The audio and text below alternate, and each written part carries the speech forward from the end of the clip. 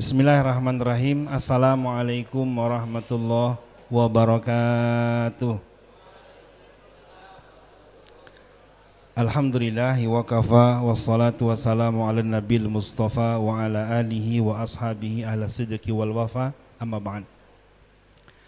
Bapak Ibu guru yang sama-sama kita muliakan, anak-anakku sekalian yang Bapak banggakan, ada sebuah kisah.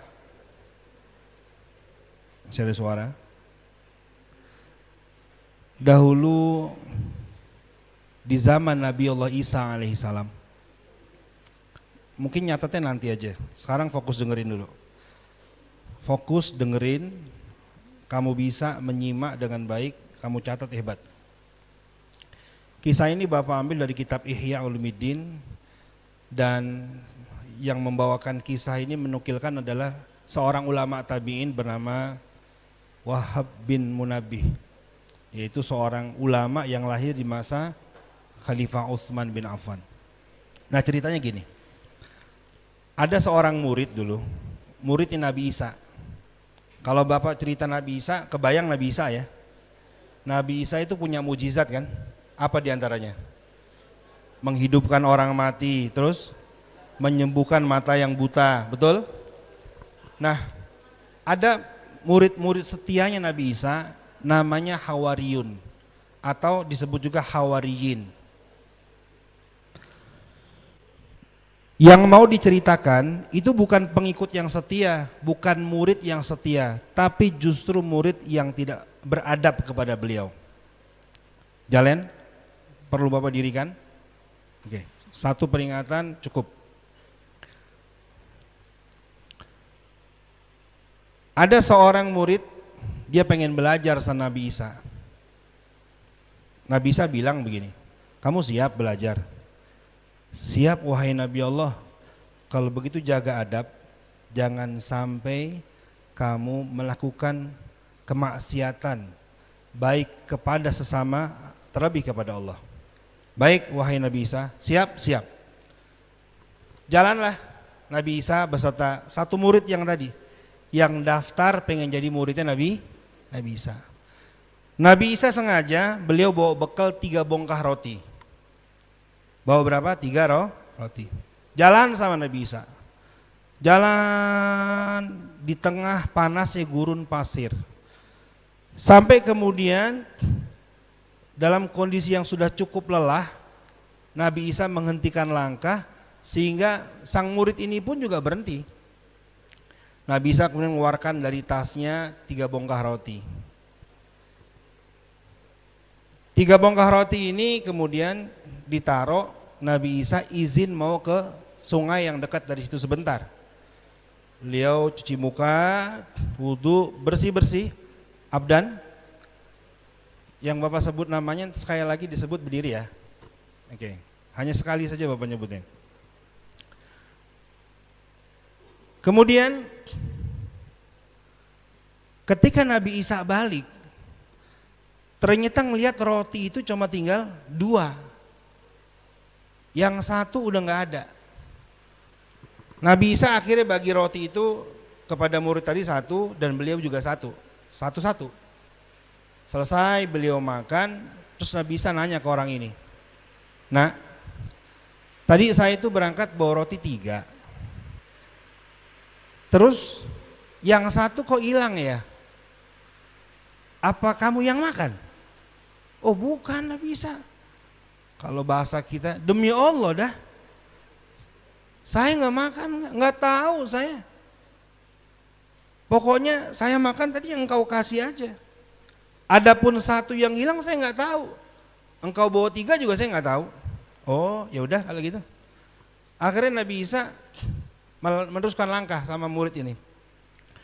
Sampai kemudian ujung perjalanan itu adalah sungai yang membentang. Tidak mungkin lagi melangkah kecuali pakai perahu atau balik kanan. Akhirnya Nabi Isa berdoa di situ. Berdoa kepada Allah, bermunajat. Begitu doa selesai, Nabi Isa bilang sama murid yang nanti adabnya kurang nih, kamu pegang tangan saya, kita berjalan, berdoa kepada Allah, semoga Allah mudahkan langkah kaki kita. Akhirnya Nabi Isa ini berjalan di atas air. Termasuk muridnya tadi ikutan. Begitu sampai di penghujung sungai, Nabi Isa bilang, ini murid kagum ya. Wah, bisa jalan di atas air ini. Subhanallah, Masya Allah. Akhirnya Nabi Isa bilang, hadza min fadli Rabbi. Ini adalah anugerah dari Allah, ini adalah mukjizat. Kamu percaya? Percaya wahai Rasulullah. Ini mukjizat, percaya wahai Nabi Allah. Baik. Kalau begitu saya mau tanya sama kamu. Kamu tahu siapa yang makan roti yang satu hilang tadi? Oh, kalau itu saya nggak tahu wahai Nabi Allah. Bukan saya itu. Oh, baik. Jalan lagi Nabi Isa. Sampai kemudian Nabi Allah Isa alaihissalam ini bertemu dengan sebuah kuburan, yang kuburan ini sudah sebagian longsor, sehingga mayatnya terlihat di situ. Atas petunjuk Allah, Nabi Isa berdoa meminta agar mayit yang sudah mati itu hidup kembali. Nabi Isa berdoa, akhirnya singkat kata mayit itu hidup kembali dengan izin Allah. Nabi Isa tanya lagi sama orang tadi, sama anak tadi nih, nak, kamu percaya bahwa ini adalah mukjizat? Sodakta ya Rasulullah, betul wahai engkau utusan Allah, bahwa ini berdiri, ini hidup karena Allah. Kamu percaya? Kamu yakin? Yakin. Baik kalau gitu. Tanya lagi Nabi Isa, kalau Allah Maha Kuasa atas segala-galanya, kamu percaya? Percaya. Kamu tahu nggak siapa yang makan roti yang satu yang hilang tadi? Oh, kalau itu mah saya nggak tahu wahai Nabi Isa. Berarti bohong berapa kali? Bohong berapa kali? Ketika melihat mukjizat air, dia masih bohong juga. Ketika ada mukjizat bisa menghidupkan orang meninggal, dia bohong juga. Terakhir akhirnya Nabi Isa terus jalan lagi. Sampai di gurun pasir, ada 3 gundukan pasir itu. Nabi Isa terus berdoa lagi. Ini dalam rangka membuktikan murid ini betul-betul murid yang beradab atau tidak ya. Akhirnya Nabi Isa bilang, ya Allah, jadikan pasir-pasir ini menjadi emas ya Allah. Dengan izin Allah itu 3 gundukan emas berubah, 3 gundukan pasir jadi emas semua.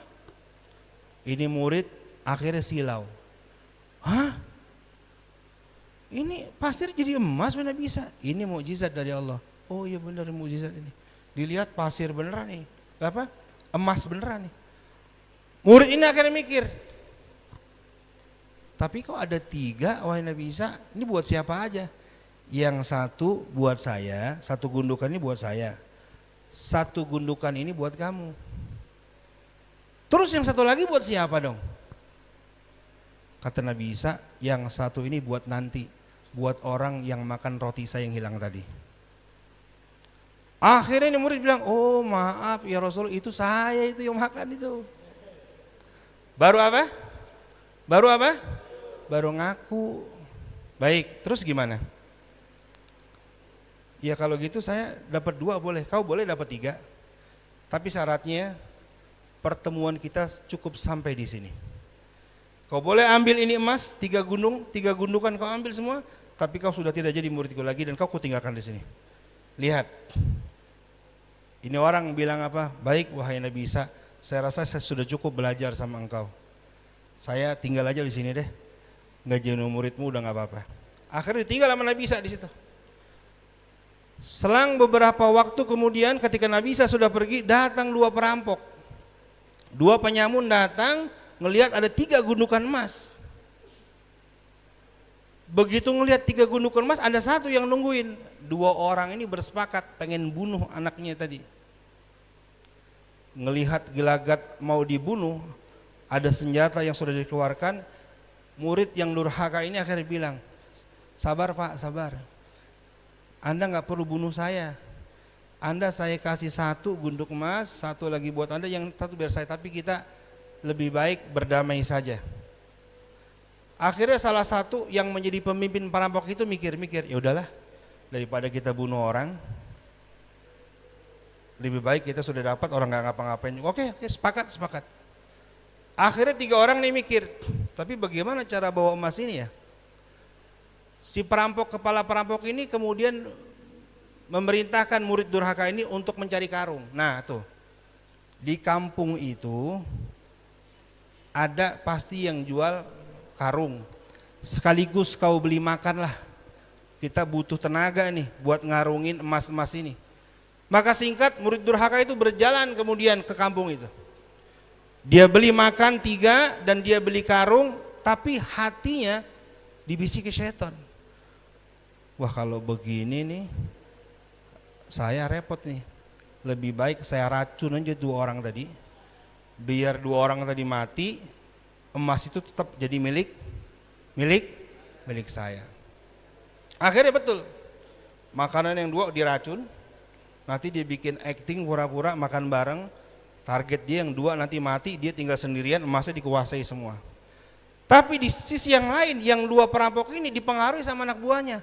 Bang, udah kita matiin aja orang itu, kita bunuh aja, lumayan kan 1 karung setengah jadi punya kita. Oh ya udah kali gitu. Ntar kalau dia datang, kita makan bareng-bareng, kau dari belakang hantam, matilah dia, sehingga ini kita kuasain berdua. Siap. Gitu. Apa yang terjadi? Ketika murid durhaka tadi sampai ke tempat emas tadi, begitu mereka bawa makanan dan bawa karung, dengan basa-basinya, yuk kita makan dulu yuk, supaya bertenaga, masukin emas ke dalam karung, ayo. Akhirnya mereka makan. Lagi makan, tadi anak buahnya ke belakang, akhirnya si murid durhaka dibunuh sama salah satu perampok tadi, mati. Nah si perampok tadi akhirnya apa? Menguasai tadi, tapi karena lapar makannya lahap bener. Si murid durhaka tadi apa? Mati. 2 perampok tadi karena makan makanan beracun akhirnya mati juga. Beberapa waktu kemudian akhirnya Nabi Isa dengan hawariyin tadi, murid-murid yang setia, lewat lagi ke tempat yang tadi. Terlihat ada 3 bongkahan emas, ya pasir emas tadi, dan 3 mayat tergeletak di sana. Nabi Isa akhirnya berkata, inilah orang yang mengejar-ngejar dunia, bahkan dia tidak mendapatkan secuil pun dari apa yang dia kejar, tapi dia kehilangan segala-galanya. Anak-anakku sekalian, dari kisah tersebut ada sebuah hadis Nabi dikatakan,